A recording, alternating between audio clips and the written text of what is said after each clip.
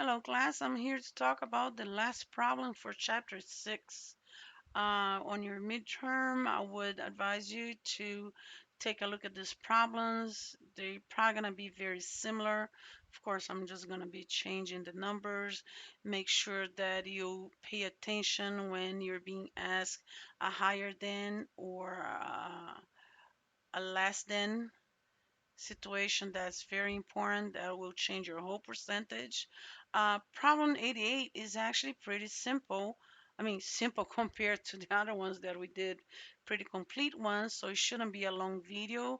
I ask you to not worry about the part B or the percentile, so you know if you really want to calculate your percentile, and for example, you just want to use Excel formula, what would you do? You would actually use the formula norm invert, okay? And then it's gonna ask you the probability, which would be your percentile, which is for letter B that I told you to not worry about it.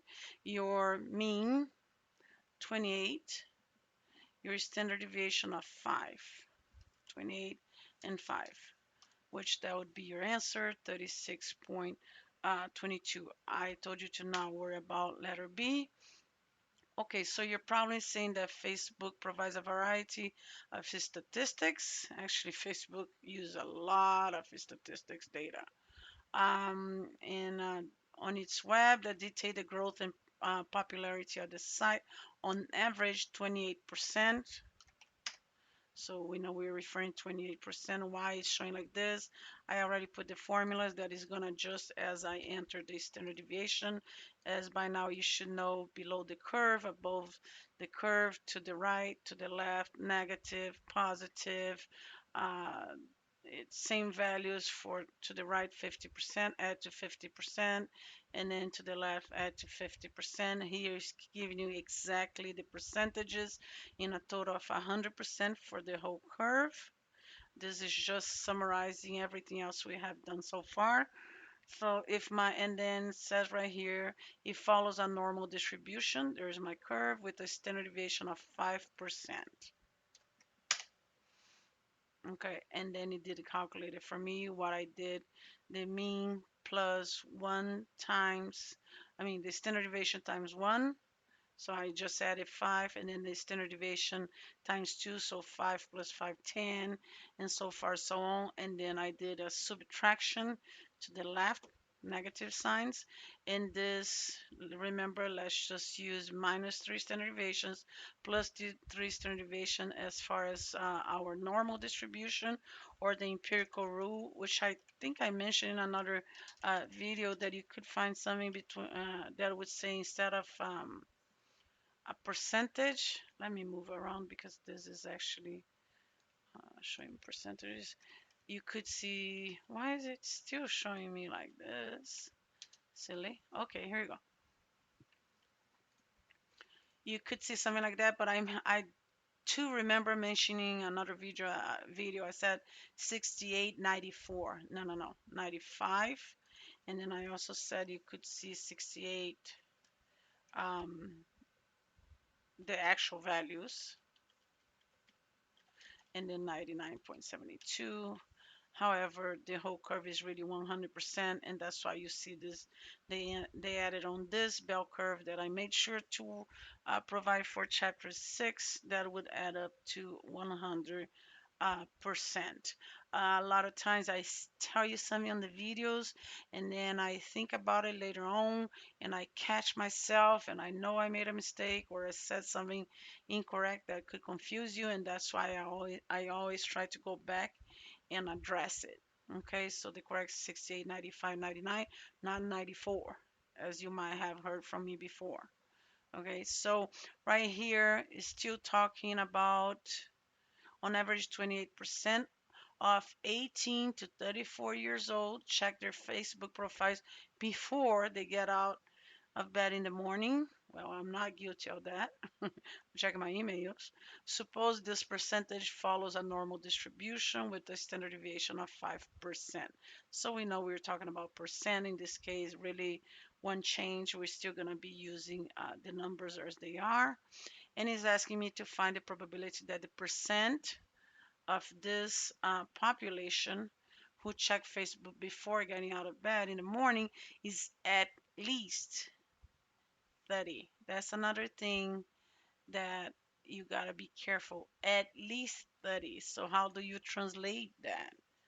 You're gonna find a probability that X is at least. Actually, at least includes the value because it has to be a minimum of 30 and over. Okay, so it would be higher or equal than 30, which we have done this calculation many times. And then, well, you have X, you have mean, you have your standard deviation. So let's do your X minus your, let me refer to it, mean divided by standard deviation. And then you find a 0.40. And what is a 0.40? Well, my 0.40 is really my z-score. So let's see that my z, let's say that my z is equals to z point 0.4. It's just funny how sometimes I say things so fast. I'm thinking right, but it says it, I say it wrong. Right here, so I know my z is equals to 40.40. That's what I did over here. I had my x, I had my mean, my standard deviation. All you're gonna need now is to go to your table. Okay, so let's go to the positive side of the table. Just be careful. Remember, the positive side of the table, let me try to make it bigger here for you. It shows everything from this value to the left. From here to the left, not this value, but from z to the left, I should say. The z you determine to the left. Therefore, I'm asking for more. So I'm asking you for more than that z value, not less. That's what you gotta be very careful. At most, at least, you gotta be pay very close attention to the terms. That's what it changes everything. Because if you go over here and you find me a percentage for a point 0.4, it's 0.40, so point 0.4 and then 0, right? Remember, you're not adding then, you're combining, so 4 and then 0 is 0.6554. Well, if you give me this, you're incorrect because you were telling me that all the values from 30 down would be equivalent to 65% and 65.54%. So let's say that the percentage is 0.6554, correct? Let me go back, make sure I did it right. 0.6554, correct. Okay, so about here would be 30.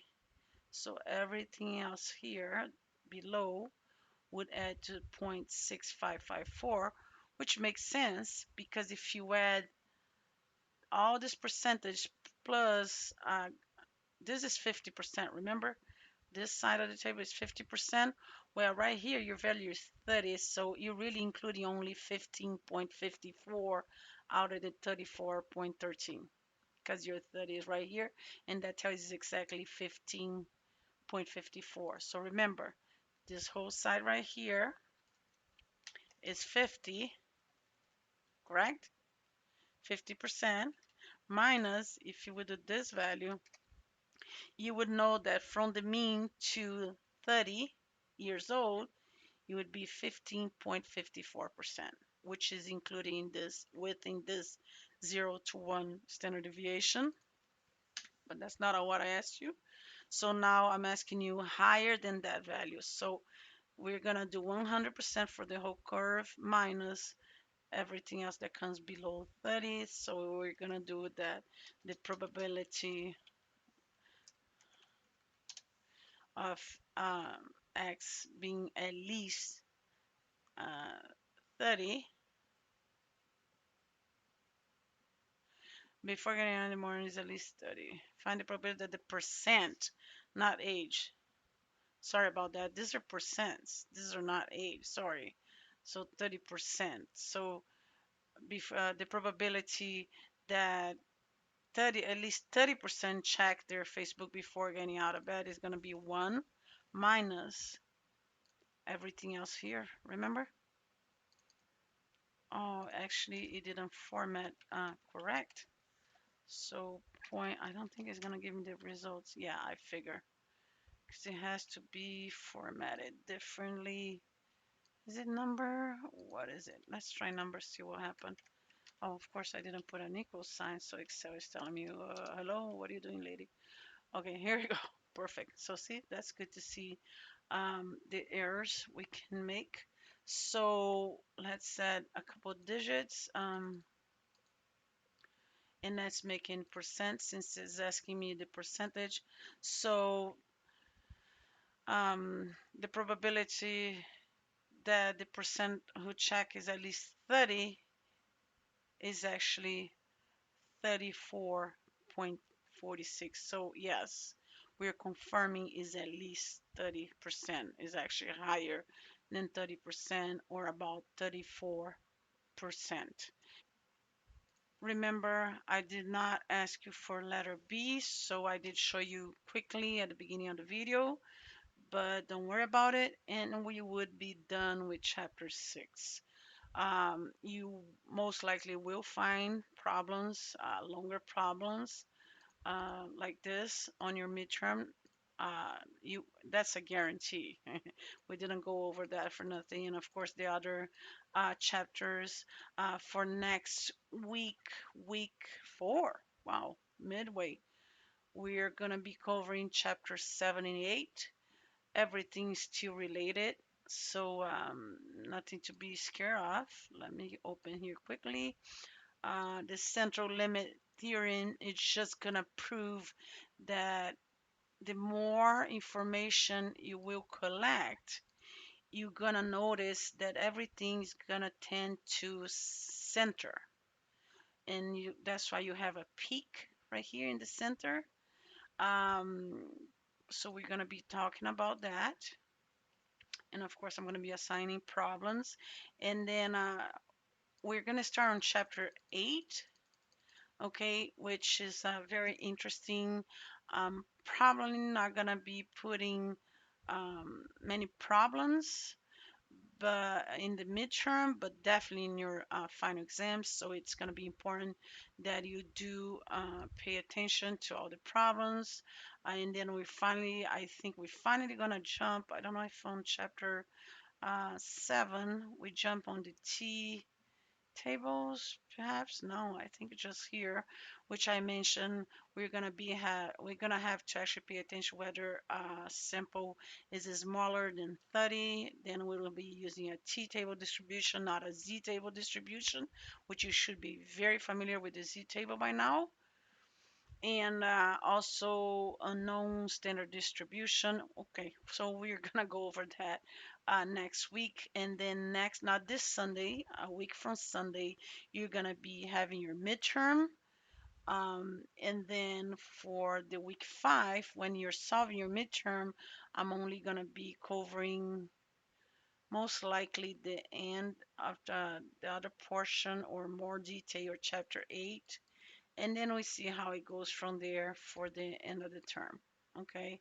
Um, Another chapter in the final exam that you're gonna see that I'm probably gonna focus a lot, especially because we're gonna be working with that for the students who are registered for the second part of statistics on the linear regression, forecasting, and several other things that now we are learning how to actually calculate all the data